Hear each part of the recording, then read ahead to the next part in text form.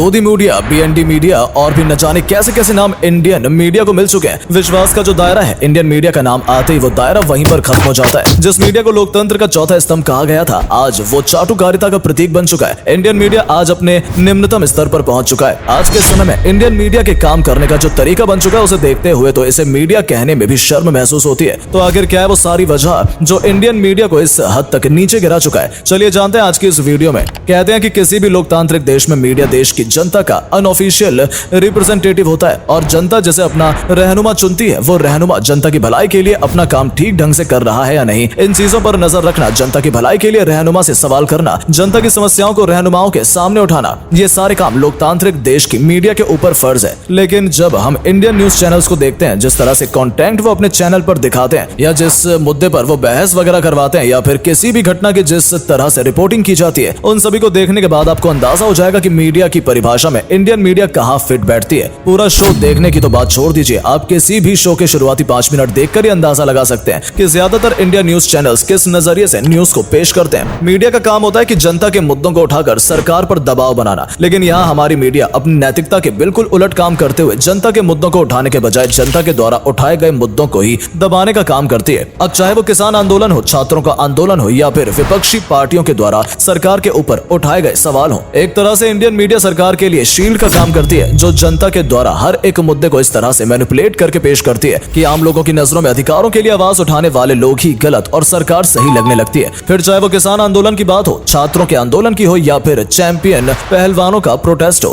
केंद्र सरकार के द्वारा लाए गए कृषि बिल के विरोध में पूरे देश में किसानों का विरोध प्रदर्शन शुरू हो गया था। किसान आंदोलन के द्वारा सरकार पर दबाव न बने, इसके लिए इंडियन मीडिया ने नैतिकता की सारी हदें पार करते हुए किसान आंदोलन को सीधे सीधे खालिस्तान मूवमेंट से जोड़ना शुरू कर दिया था। छात्रों के आंदोलन को राजनीतिक एजेंडा बता दिया गया, तो वहीं पहलवानों के विरोध प्रदर्शन में इसमें शामिल होने वाले पहलवानों के ऊपर ही सवाल उठाए जाने लगे। सबसे बड़ी शर्म की बात तो यह है कि अपने एजेंडे को सच के रूप में सजाकर पेश करने के लिए इंडियन मीडिया झूठ तक का सहारा ले लेती है। अगर हम इंडियन मीडिया के द्वारा परोसे गए झूठ की लिस्ट तैयार करने लगे तो ये लिस्ट काफी लंबी हो जाएगी। कुछ गिने चुने एग्जाम्पल आपको बताता हूँ। इंडियन मीडिया पूरे जोर शोर से किसान आंदोलन को देश विरोधी और हिंसक आंदोलन साबित करने पर तुला हुआ था। इंडियन मीडिया किसान आंदोलन के दौरान हर वो सवाल उठा रही थी जिससे आंदोलन में शामिल होने वाले किसानों की इमेज खराब हो सके और देश की आम जनता की सिंपैथी किसान के प्रति होने के बजाय सरकार के प्रति हो जाए। किसान आंदोलन के दौरान ही न्यूज 18 के एंकर अमीश देवगन ने किसान आंदोलन में हिंसा के दावे को साबित करने के लिए एक पूरी झूठी रिपोर्ट तैयार कर ली थी। किसान जंतर मंतर पर प्रदर्शन कर रहे थे। इसकी रिपोर्टिंग के लिए न्यूज 18 के कैमरामैन नागेंद्र गोसेन जी जंतर मंतर पर मौजूद थे। रिपोर्टिंग के दौरान ही किसी बात को लेकर एक पुरुष और एक महिला के साथ नागेंद्र की हाथापाई हो गई। इस हाथापाई में नागेंद्र के हाथ में चोट लग गई। अमीश देवगन इस पूरे घटनाक्रम को लेकर एक पूरा शो लेकर आ गए। इस शो में उन्होंने दावा किया कि प्रदर्शन स्थल पर किसानों ने हिंसक होकर पत्रकारों पर हमला कर दिया और इसी हमले में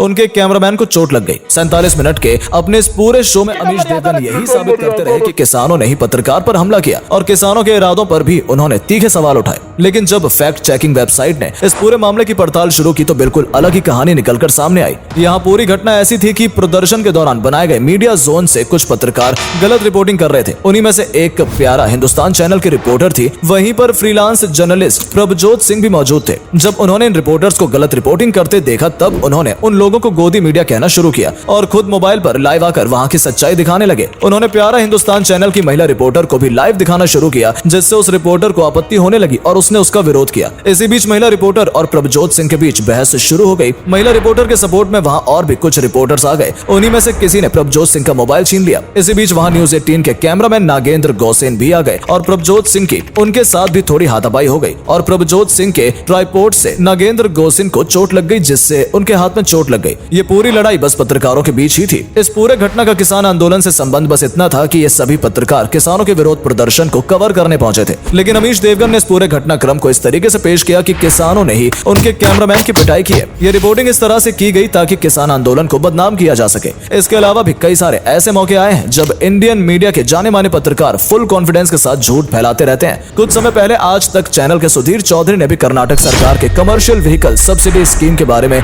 झूठी रिपोर्टिंग की थी। कर्नाटक सरकार के इस स्कीम के तहत सभी अल्पसंख्यक धर्म जिसमें मुस्लिम, ईसाई, बौद्ध, जैन, सिख और पारसी समुदाय शामिल हैं के लोगों को कमर्शियल व्हीकल खरीदने पर 50% तक सब्सिडी कर्नाटक सरकार की तरफ से मिलती है। सभी धर्म के अल्पसंख्यकों के अलावा इस योजना का लाभ SC ST समुदाय के लोगों को भी मिलता है। लेकिन सुधीर चौधरी ने इस योजना के बारे में ये बताते हुए रिपोर्टिंग की कि ये योजना सिर्फ अल्पसंख्यक समुदाय के लिए ये है और उसे भी इस अंदाज में पेश किया कि अल्पसंख्यक बोलने पर लोगों के मन में सिर्फ मुसलमान ही आए, जबकि इस योजना में मुसलमान के अलावा 5 और धर्म के लोग शामिल हैं। इनफैक्ट SC/ST जो हिंदू धर्म से ही संबंध रखते हैं उन्हें भी इस योजना में शामिल किया गया और उनकी सब्सिडी तो अल्पसंख्यकों से भी ज्यादा 75% तक है। जबकि सुधीर चौधरी ने अपनी रिपोर्टिंग में ये बताया कि ये सब्सिडी हिंदुओं के लिए नहीं है। उन्होंने ये भी कहा कि योजना कर्नाटक की सरकार की है, जबकि सच्चाई ये है कि भाजपा सरकार के दौरान भी कर्नाटक में ऐसी ही एक योजना थी। सच्चाई के सामने आने के बाद कर्नाटक में सुधीर चौधरी के खिलाफ FIR भी दर्ज किया गया। गोदी मीडिया का एक और चेहरा हाल ही में तब उजागर हुआ जब एक प्रोग्राम में आज तक की एंकर चित्रा त्रिपाठी लोक गायिका नेहा सिंह राठौर के साथ बातचीत कर रही थी। नेहा ने चित्रा पर आरोप लगाया कि वो लोग सरकार के सवाल नहीं करते हैं। इस पर चित्रा ने जवाब दिया कि आप जिनसे सवाल करने का पूछ रही हैं वो 5 लाख से ज्यादा वोटों से जीत कर आए हैं। मतलब कोई अगर ज्यादा वोट से जीत कर आ जाए तो क्या उससे कोई उसकी जिम्मेदारियों के बारे में सवाल नहीं करेगा। नेहा ने जब इस मुद्दे पर चित्रा त्रिपाठी को लपेटना शुरू किया तब चित्रा प्रोग्राम छोड़कर स्टेज से नीचे उतर गई। इन सब के अलावा भी ऐसे दर्जनों मामले हैं जब गोदी मीडिया के पत्रकारों ने खुलेआम झूठ फैलाया। जो सवाल मीडिया वालों को सरकार और उसके प्रतिनिधियों से करना चाहिए वो सवाल आज के पत्रकार विपक्ष से करते हैं और विपक्ष के सामने इस तरह से पेश आते हैं जैसे देश की सारी समस्याएं इन्हीं लोगों की वजह से हैं। कई पत्रकार तो खुल्लम खुल्ला सरकार के प्रवक्ता के तौर पर काम करते हैं और अगर उनके शो में कोई विपक्षी नेता सरकार की आलोचना करे